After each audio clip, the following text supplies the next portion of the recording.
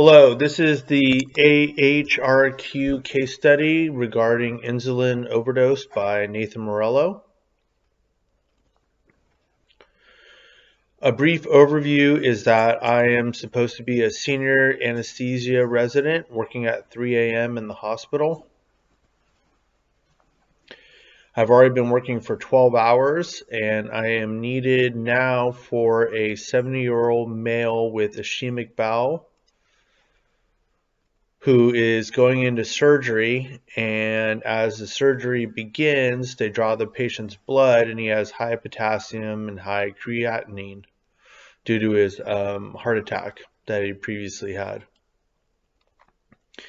Therefore, it is decided between me and the surgeon to give the patient 10 cc's of insulin to make sure his blood sugar stays low.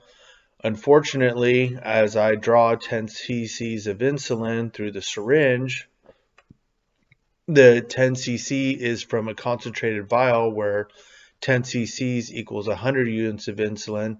So I actually just gave the patient 1,000 units of insulin, which is obviously way too much and will drop his blood sugar to dangerously low levels.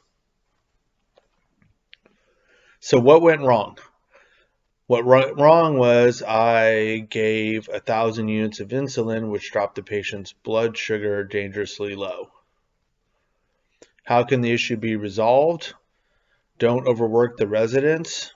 Working past 12 hours will lead to medical mistakes, and have IV pushes be double checked by someone else in the operating room. Who and what role do other providers have regarding this issue? Well, there are a lot of people in an operating room. You have the surgeon, you have the surgical assistant, you have the surgical RN, multiple surgical RNs, you have the surgical technician, plus you have the anesthesiologist. There are a lot of people that could help out in this situation. These other providers could have double checked the amount of insulin getting pushed through the IV, or one of them could have mentioned to me that the insulin that's on the tray, on the medicine tray, is concentrated version. It hasn't been diluted down to 1 cc per mil. What is the proposed solution? One of the solutions could be that the pharmacist makes the insulin dilution for administering insulin during an operation.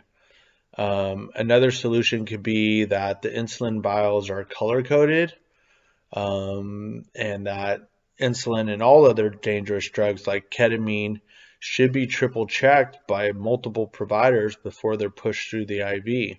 It doesn't take that long to say, hey, is this right, before you push it through.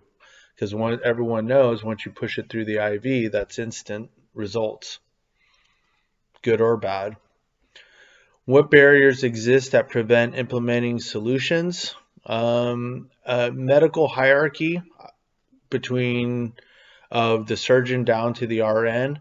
What that means to me is that, the surgeon is God inside the operating room, and whatever they say, most people do, and that people don't usually question the surgeon, and from there on down, people don't question the person that's above them.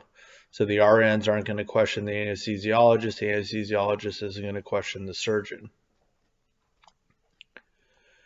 Hospitals resist change, and operating room protocols are well established. Most operating units, the staff that goes into that operating room, they all have well-defined roles and they all worked well, and they usually don't cross their roles over into the other person's turf, which works sometimes, but not in this case. I'd like to thank you. This is Nathan Morello, and I hope you enjoyed my presentation.